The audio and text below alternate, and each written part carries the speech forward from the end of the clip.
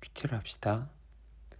오늘의 본문은 베냐민 자손들에게 하나님께서 경고의 메시지를 하시는 모습을 봅니다. 그러나 베냐민 지파뿐만이 아니라 남유다 전부에게 경고하고 있는 메시지입니다. 당시의 남유다는 유다 지파와 베냐민 지파로 나뉘어져 있었습니다. 그 두 지파를 모두 통틀어서 하나님은 경고하고 있는 것이죠. 베냐민 지파도 유다 지파들과 같이 하나님의 경고의 메시지를 듣지 않고 돌이키지 않는 모습을 보입니다. 하나님의 말씀은 알고 있다고 하면서도 그 말씀에 순종하지는 않았습니다. 문득 지난 어린 날 부모님과 저의 관계가 생각이 납니다. 시험 기간, 공부하지 않고 해야 할 일은 하지 않고 게임만 하고 있는 저를 어머니께서 부르십니다. 심부름을 시키실 때도 공부를 하라고 하실 때도 있었습니다. 게임에 열중하고 있는 저는 어머니의 말을 들으면서 알겠다고 대답은 하지만 움직이지 않고 게임에 빠져 있습니다.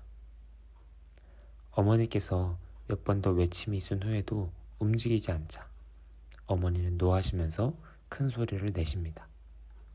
그리고는 더 혼이 나죠. 우리들이 살아야 할 모습이 있습니다. 그 모습은 바로 하나님의 자녀된 삶입니다. 하나님의 자녀다운 모습으로 하나님의 말씀을 듣고 순종하는 삶을 살아가야 합니다.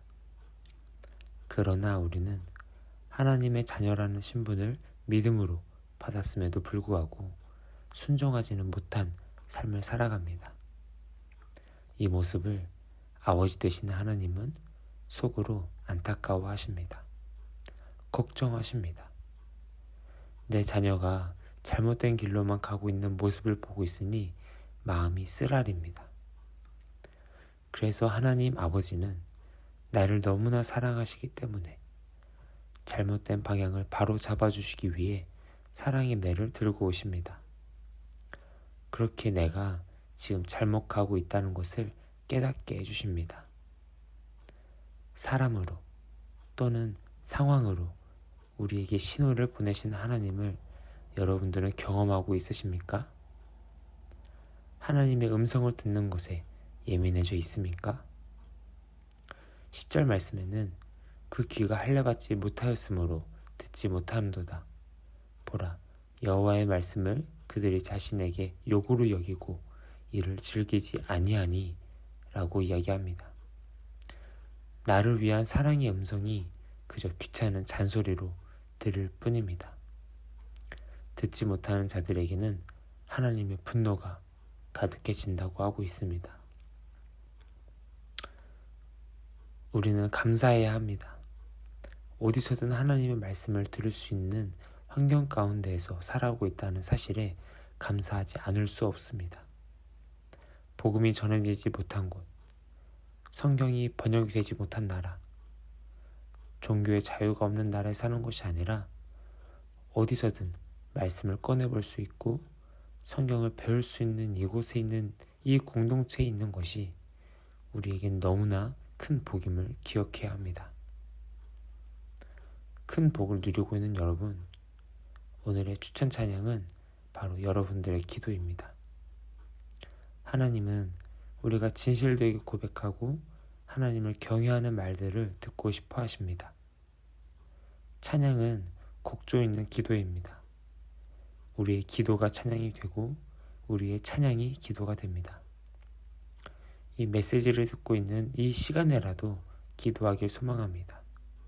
주님, 유다 백성들처럼 하나님의 말씀을 어기고 인정하지 않고 순종하지 않는 삶이 아니라 하나님은 완전하신 나의 하나님이십니다. 찬양과 영광을 받게 합당하신 주님, 나의 삶으로 영광 받아주시옵소서라고 시간 함께 짧게 기도하길 소망합니다. 벼랑 끝에 서 있을 때에 그분의 다스림은 커진다. 소중한 것을 잃었을 때에 그분의 품에 안긴다.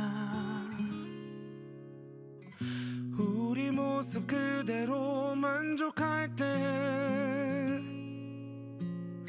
우리는 당당한 주인이 된다.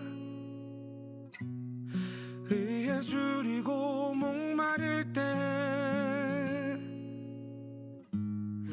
우리는 배부를 것이다. 우리는 복이 있다. 그분은 우리 곁에.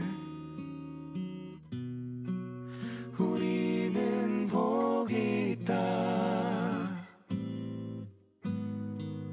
그분은 머무신다.